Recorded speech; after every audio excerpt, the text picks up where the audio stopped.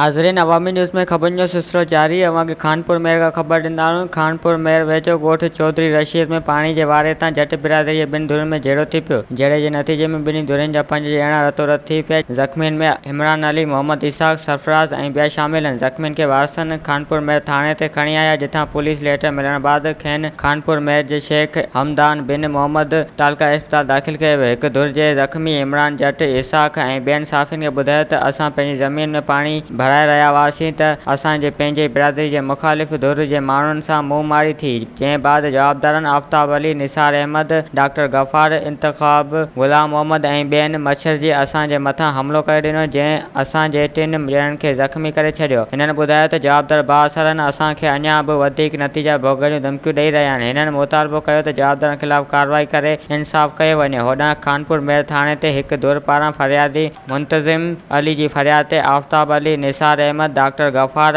इंतख़ाब, ग़ुलाम मोहम्मद जट ख़िलाफ़ NC दाख़िल कराई वई आहे। पुलिस मूजिबि हिक धुर NC दाख़िल कराई आहे, ॿी धुर न आई आहे। वधीक जांच कई पई वञे। आख़िरी एतिरानि ताईं का बि गिरफ़्तारी अमल में न अची सघी आहे। वधीक ख़बरुनि ऐं तफ़सील जे लाइ विज़िट कयो असांजी वेबसाइट awami news hd.com ऐं ॾिसंदा रहो अवामी न्यूज़ HD।